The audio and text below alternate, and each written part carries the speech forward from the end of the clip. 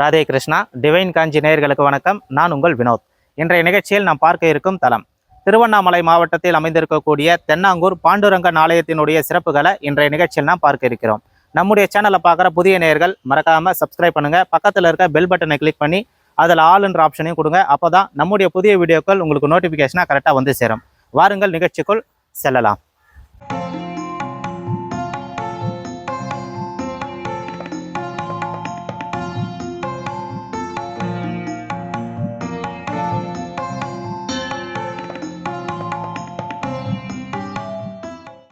இந்த ஊருக்கு தட்சிண ஹாலாஸ்யம் என்ற புராண பெயர் உள்ளது. தட்சிண என்றால் தெற்கு, ஹாலாஸ்யம் என்றால் மகிழ்ச்சி தரக்கூடிய இடம். வடக்கில் உள்ள பண்டரிபுரம் கோயில் போன்று இந்த ஆலயம் தெற்கில் அமைந்துள்ளதாலும் மதுரை மீனாட்சி அம்மன் இந்த ஊரில் பிறந்ததாலும் இந்த ஊருக்கு தட்சிண ஹாலாஸ்யம் என்ற பெயர் ஏற்பட்டது. மதுரை மீனாட்சி சுந்தரேஸ்வரருக்கு இந்த ஊரில் பழங்காலத்தில் இருந்தே கோயில் உள்ளது. இந்த ஆலயத்தின் பெயர் ஸ்ரீ ரகுமாயி சமேத ஸ்ரீ பாண்டுரங்கன் ஆலயம். இத்தலத்தின் மூலவர் ஸ்ரீ ரகுமாயி சமேத ஸ்ரீ பாண்டுரங்க சுவாமி. பாண்டுரங்கன் இங்கே 2 திருக்கரங்களுடன் இடது கையில் சங்கும் வலது கையில் கீழ் நோக்கி சின்முத்திரையுடன் கம்பீரமாக நின்ற திருக்கோலத்தில் கிழக்கு நோக்கி அருள்பாலிக்கிறார். பண்டரிபுரத்தில் 3 அடி உயரத்தில் குழந்தை போல தரிசனம் தரக்கூடிய பாண்டுரங்கன் இங்கே 12 அடி உயரத்தில் சாலக்கிராம குணங்கள் நிறைந்த திருமேனியாக விஸ்வரூப தரிசனம் தருகிறார். இவ்வளவு பெரிய பாண்டுரங்கனை வேறெங்கும் தரிசிக்க முடியாது என்பது சிறப்பு. ஸ்ரீ கிருஷ்ண பகவானே பாண்டுரங்கனாக வழிபடப்படுகிறார். பாண்டுரங்கனுக்கு அருகிலேயே ஸ்ரீ ரகுமாயி தாயாரும் 2 திருக்கரங்களை இடுப்பில் வைத்து நின்ற திருக்கோலத்தில் கிழக்கு நோக்கி அருள்பாலிக்கிறார். ரகுமாயி தாயாரும் 10 அடி உயரத்தில் சாலக்கிராம குணங்கள் நிறைந்த திருமேனியாக தரிசனம் தருகிறார். ராதையே ரகுமாயி தாயாராக வழிபடப்படுகிறார்.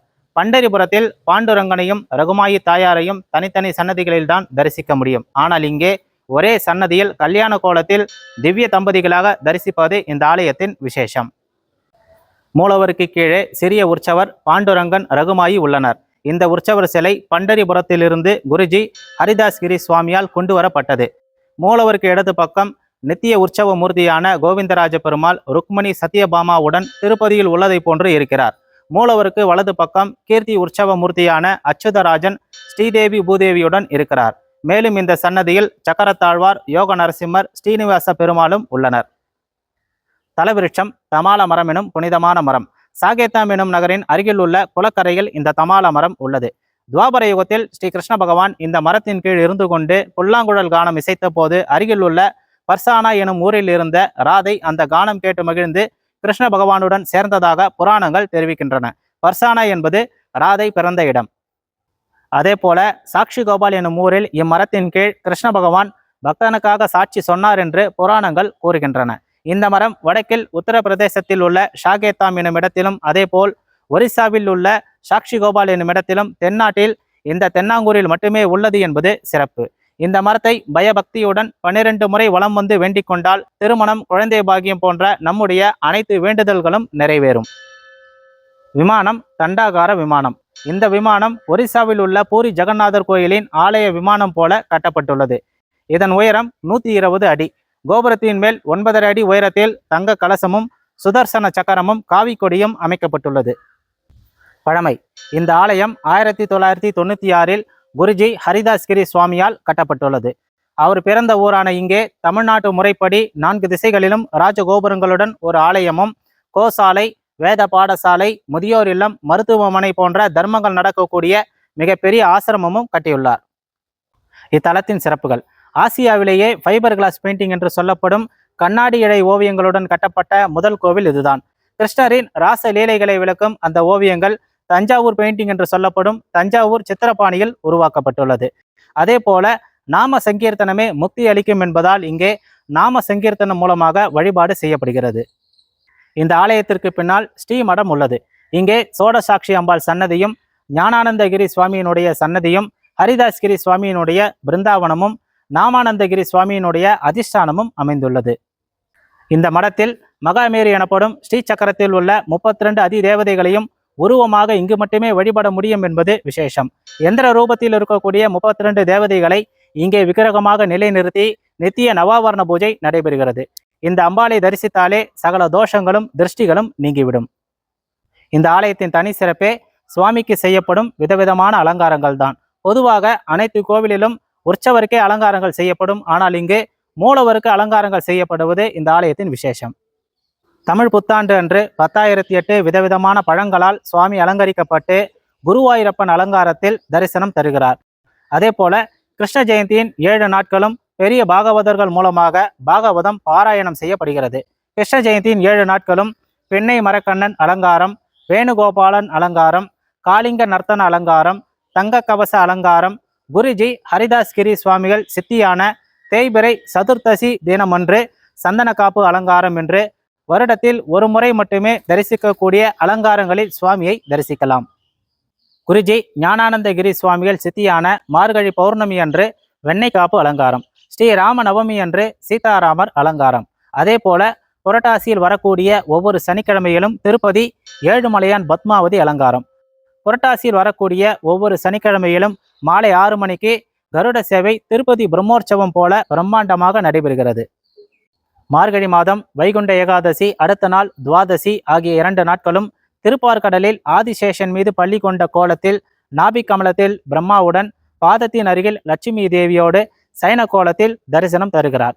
நின்று கொண்டிருக்கும் மூலவரே சைன கோலத்தில் படுத்திருப்பது வேறு எங்கும் காண முடியாத அதிசயம். அதே போல வியாழக்கிழமைகளில் பால் அபிஷேகமும் வெள்ளி கவசம் அல்லது மதுராபுரி ராஜா அலங்காரத்தில் தரிசனம் தருகிறார். அதேபோல் ஆஷாட ஏகாதசிக்கு முன்னால் அன்னப்பாவாடை விழா கொண்டாடப்படுகிறது. அன்று மகா நெய்வேத்தியம் என்று சொல்லக்கூடிய உணவுகளை சுவாமிக்கு நெய்வேத்தியம் செய்து அன்று 5000 பக்தர்களுக்கு அன்னதானம் செய்யப்படுகிறது. ஆகமம் தினமும் 6 கால பூஜைகள் வைகானச ஆகமப்படி நடைபெறுகிறது. நிர்வாகம் GA அறக்கட்டளையின் நிர்வாகத்தில் செயல்படுகிறது இந்த ஆலயம். இப்போ இந்த கோவில் கட்டப்பட்ட ஸ்தல வரலாறு பார்க்கலாம். குருஜி ஹரிதாஸ் கிரி சுவாமிகள் மகாராஷ்டிரா மாநிலத்துல சுற்றுப்பயணம் செய்கிறார். அப்போ மங்கள்வாடின்ற கிராமத்துல இரவு தங்கி ஓய்வெடுக்கிறார். அங்க அவருக்கு ஒரு கனவு வருது. அந்த கனவுல பாண்டுரங்கன் தோன்றி உடனடியா பண்டரிபுரம் கோயிலுக்கு போகும்படி கட்டளையிடுறார். அதே சமயம் பண்டரிபுரம் கோயிலில் இருந்த தலைமை பூசாரியோட கனவுலையும் பாண்டுரங்கன் தோன்றி இங்கு வரக்கூடிய ஹரிதாஸ்கிரி சுவாமிக்கு தன்னுடைய சிலையை தரணும்னு சொல்றார். ஹரிதாஸ்கிரி சுவாமியும் அந்த கோவிலுக்கு போகும்போது அங்க அவருக்கு உற்சாக வரவேற்பு தரப்பட்டு உற்சவர் ரகுமாயி பாண்டுரங்கன் சிலை தரப்படுது. கோயில் கருவறையில் இருந்த அந்த உற்சவர் சிலை குழந்தை இல்லாத ஒரு தம்பதியால கொடுக்கப்பட்டது. பிறகு ஹரிதாஸ்கிரி சுவாமிகள் அந்த உற்சவர் பாண்டுரங்கனுக்கு நிறைய ராதா கல்யாணங்கள் செய்து உலகம் முழுவதும் பஜனைகள் செய்து அவருடைய குரு ஞானானந்தகிரி சுவாமியின் உத்தரவின்படி இந்த தென்னாங்கூரில் ரகுமாயி தேவிக்கும் பாண்டுரங்கனுக்கும் ஒரு கோயிலை கட்டினார் என்பது வரலாறு. இப்போது ஆலய வளம். தென்னாங்கூர் பேருந்து நிறுத்தத்துக்கு 200 மீட்டர் தொலைவில் இந்த ஆலயத்தின் நுழைவாயில் இருக்கு. இது ஆலய நுழைவாயில். இந்த நுழைவாயிலில் ரகுமாயி தேவியையும் பாண்டுரங்கனையும் குருமார்களையும் பார்க்கலாம்.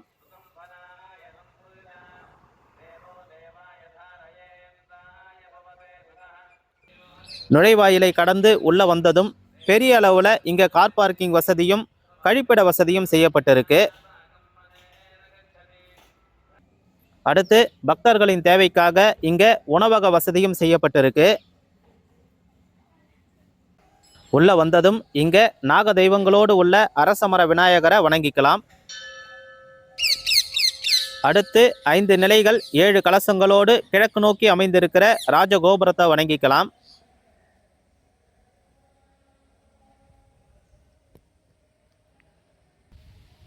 ராஜகோபுரத்தை கடந்து இப்போ கோவிலுக்குள்ள போகலாம். கோவிலுக்கு உள்ள வந்ததும் இங்கே முதலில் தங்கத்தேர், தெற்கு கோபுரம், மூலவர் விமானம், அடுத்து வடக்கு கோபுரம், வாகன மண்டபத்தையும் பார்க்கலாம்.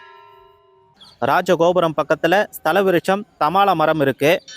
இந்த மரம் இந்த கோவிலையும் வடநாட்டில் 2 இடங்களில் மட்டும்தான் இருக்கு. ரொம்ப புனிதமான இந்த மரத்தை வணங்கிக்கலாம். அடுத்து பலிபீடத்தை வணங்கி உள்ள போகலாம்.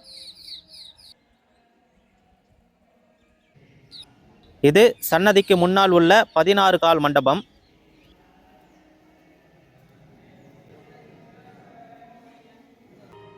இந்த மண்டபம் முழுக்க இந்த ஆலயத்தில் ரகுமாயி தேவிக்கும் பாண்டுரங்கனுக்கும் செய்யக்கூடிய விதவிதமான அலங்காரங்களின் புகைப்படங்களை பார்த்து ரசிக்கலாம்.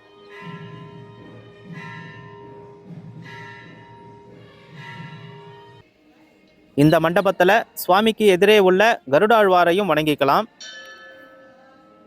இங்கே இருக்கிற சில புகைப்படங்களை பார்க்கலாம். இது ராஜா அலங்காரம். அடுத்து திருப்பதி பத்மாவதி ஏழுமலையான் அலங்காரம். இது சந்தன காப்பு அலங்காரம். அடுத்து குருவாயூரப்பன் அலங்காரம். அடுத்து வெண்ணெய் காப்பு அலங்காரம்னு இந்த மண்டபம் முழுக்க படங்கள் இருக்கு. இப்போ இந்த மண்டபத்தை கடந்து உள்ள போகலாம். இது மகா மண்டபம். இந்த இடம் ஒரு அரண்மனைக்குள்ள வந்தது போல இருக்கும். இந்த மகா மண்டபம் அடுத்து உள்ள அர்த்த மண்டபம் இரண்டிலும் ஃபைபர் கிளாஸ் பெயிண்டிங்னு சொல்லக்கூடிய கண்ணாடி இழை ஓவியங்களை பார்க்கலாம். ஆசியாவிலேயே ஃபைபர் கிளாஸ் பெயிண்டிங்கில் கட்டப்பட்ட முதல் கோவில் இதுதான்.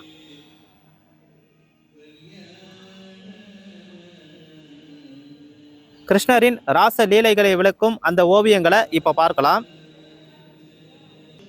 இடது பக்கம் முதலில் இருப்பது இந்த கோவிலை கட்டிய குருஜி ஹரிதாஸ்கிரி சுவாமிகள்.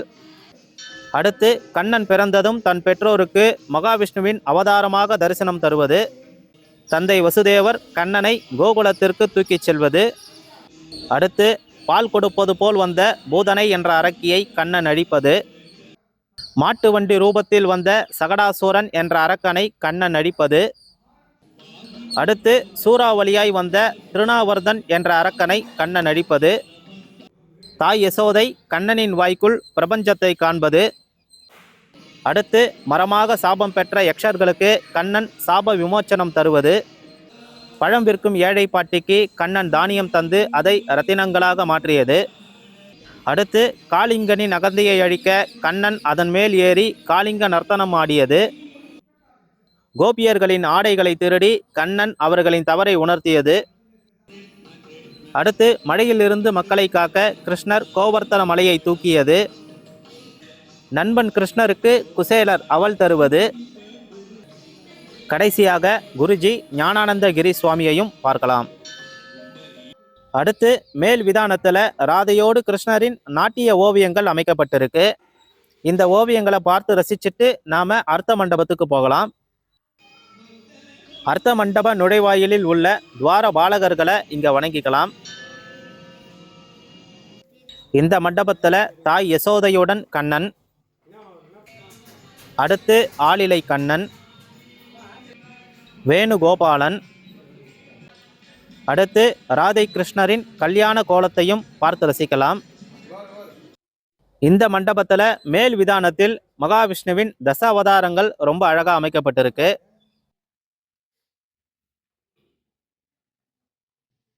அதற்கடுத்து உள்ள நவநீத கண்ணனையும் இந்த விதானத்தில் பார்க்கலாம். இப்போ உச்சிக்கால பூஜை நேரம். இந்த அர்த்த மண்டபத்தில் சுவாமி தரிசனத்திற்காக காத்திருக்கக்கூடிய பக்தர்களை இங்கே பார்க்குறோம்.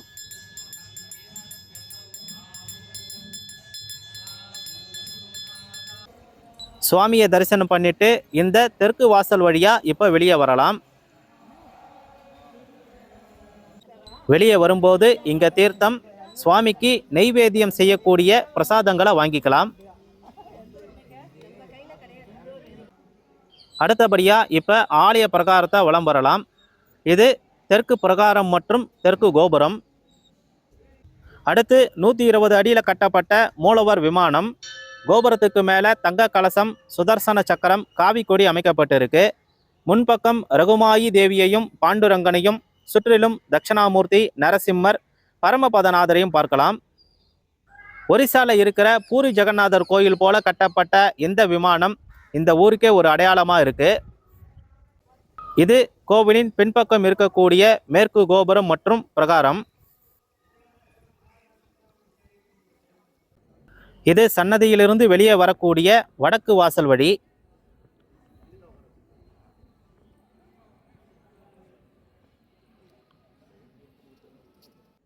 இது வடக்கு கோபுரம் மற்றும் பிரகாரம்.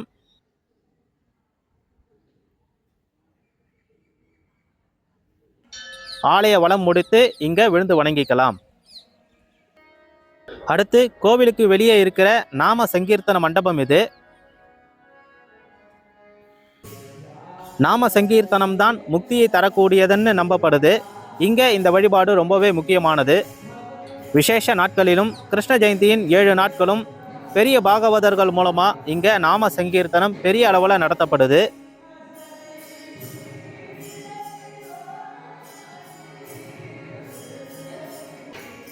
இதுவும் ஒரு விசேஷ நாள்ல எடுக்கப்பட்டது.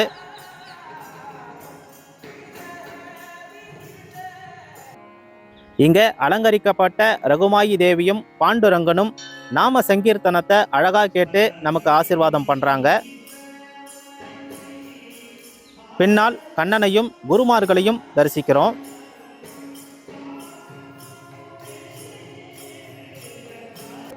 பாண்டுரங்கனின் பக்தர்களை இந்த மண்டபத்தில் தரிசிக்கலாம். அதற்கு மேலே ஆஞ்சநேயர், பக்த துக்காராம், குருஜி ஞானானந்தகிரி சுவாமி, பக்கத்தில் மீராபாய்,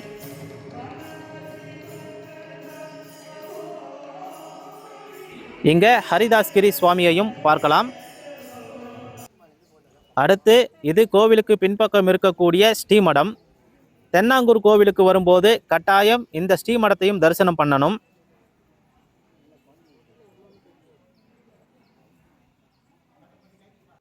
இந்த மடத்துல வேற எங்கேயும் தரிசிக்க முடியாத ஒரு விசேஷமான சன்னதி இருக்கு. இப்போ உள்ள போகலாம்.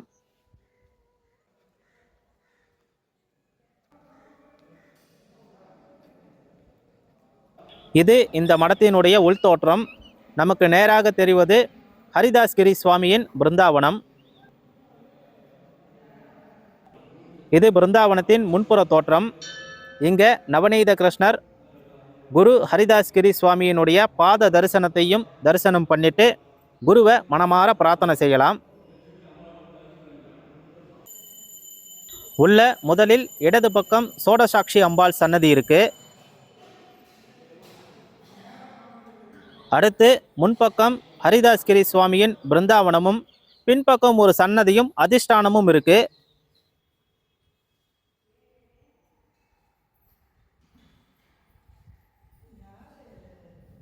இந்த மடம் முழுக்க குருமார்களுடைய வாழ்க்கை வரலாறை சித்தரிக்கும் ஓவியங்களை பார்த்து ரசிக்கலாம்.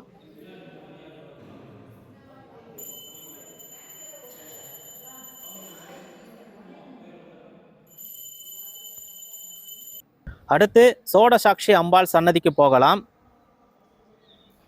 இது அம்பாளின் வடிவம். வேற எங்கேயும் இல்லாத ஒரு சிறப்பு இங்க இருக்குன்னு சொன்னேன். அது என்னன்னா, ஸ்ரீ சக்கரத்தில் இருக்கக்கூடிய 32 அதிதேவதைகளையும் இங்க விக்கிரகமா தரிசிக்க முடியும். அதுதான் அந்த சிறப்பு. இப்போ சன்னதியில அந்த தெய்வங்களை தரிசிக்கலாம்.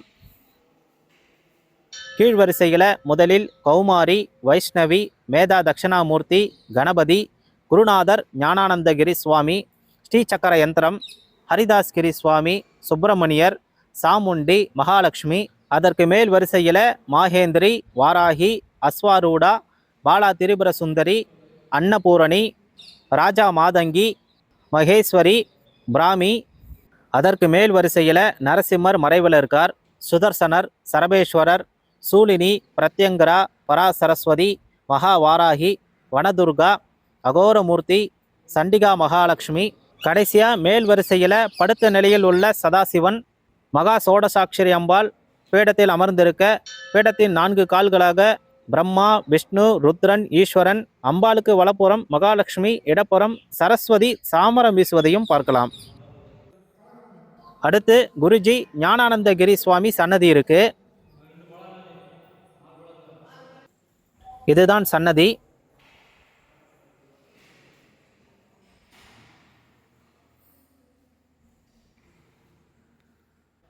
சன்னதிக்கு முன்பக்கம் மீனாட்சி சுந்தரேஸ்வரரை தரிசிக்கலாம். அதே போல வலது பக்கம் கருடன் மேல் அமர்ந்திருக்கும் ரகுமாயி தேவி பாண்டுரங்கனையும் தரிசிக்கலாம். சன்னதியில குருஜி ஞானானந்தகிரி சுவாமியையும் அவருக்கு முன்பாக உள்ள ஸ்படிகலிங்கம், பின்பக்கம் உள்ள ராதை கிருஷ்ணரையும் தரிசிக்கலாம். அடுத்து பின்பக்கம் நாமானந்தகிரி சுவாமியினுடைய அதிஷ்டானமும் இருக்கு. அவரையும் வணங்கிக்கலாம்.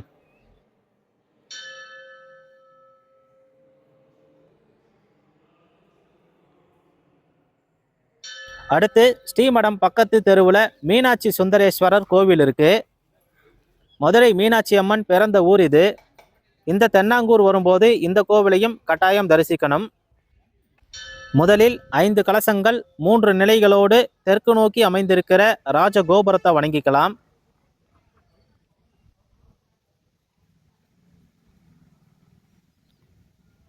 கோவிலுக்குள்ள வந்ததும் ஞான விநாயகர், உற்சவர், மீனாட்சி அம்மன், சுந்தரேஸ்வரர், ஞான சுப்பிரமணியர், நடராஜர், துல்ஜா பவானி அம்மன், நவகிரக சன்னதிகளை தரிசிக்கலாம். சில ஓவியங்களையும் பார்க்கலாம். இது பாண்டிய மன்னன் குழந்தை வரம் வேண்டி சுந்தரேஸ்வரரை வணங்குவது. அடுத்து யாகத்திலிருந்து அக்னி பகவான் குழந்தை மீனாட்சியை மன்னருக்கு தருவது. பிறகு மன்னர் குழந்தை மீனாட்சியை மதுரைக்கு அழைத்து செல்வது. மீனாட்சி வளர்ந்து மதுரையின் அரசியான ஓவியங்களையும் இங்க பார்க்கலாம். அடுத்தபடியா மீனாட்சி கோவிலுக்கு பக்கத்திலேயே லக்ஷ்மி நாராயணர் கோவிலையும் இங்க தரிசிக்கலாம். இத்தலத்தின் வழிபாடு பக்தர்கள் இங்கே வேண்டிக் கொண்டு பிரார்த்தனை நிறைவேறியதும் சுவாமிக்கு வியாழக்கிழமைகளில் பால் அபிஷேகம் செய்வது விசேஷம். திருவிழா ஆஷாட ஏகாதசியை முன்னிட்டு 5 நாட்கள் பிரம்மோற்சவம் நடைபெறுகிறது.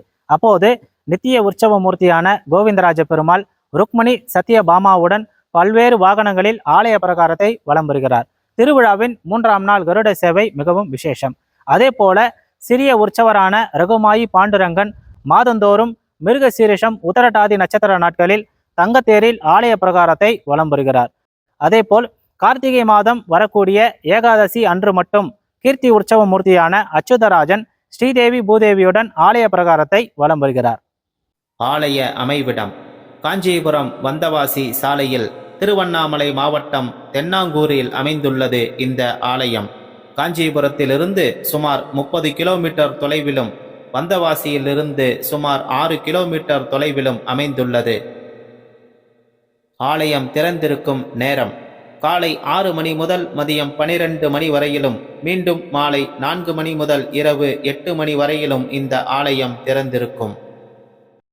இன்றைய நிகழ்ச்சியில் இந்த ஆலயத்தினுடைய சிறப்புகளை நீங்கள் தெரிஞ்சுக்கிட்டு இருப்பீங்க. நிச்சயம் இந்த நிகழ்ச்சி உங்களுக்கு பிடிச்சிருக்கும் நம்புகிறோம். மறக்காமல் லைக் பண்ணுங்கள். அப்படியே பக்கத்தில் ஹை பண்ணுற ஆப்ஷன் இருக்கும், அதை கிளிக் பண்ணி உங்களுடைய பாயிண்ட்ஸுங்களை கொடுங்க. உங்களுடைய கருத்துக்களை கமெண்ட்ஸில் கொடுங்க. டிஸ்கிரிப்ஷனில் இந்த கோவிலுக்கான லொக்கேஷன் மேப் மற்ற தகவல்களை கொடுத்துருக்கோம், அதுலேயும் போய் நீங்கள் பார்த்துக்கலாம். மீண்டும் அடுத்த நிகழ்ச்சியில் சந்திப்போம். நன்றி, வணக்கம். ராதே கிருஷ்ணா.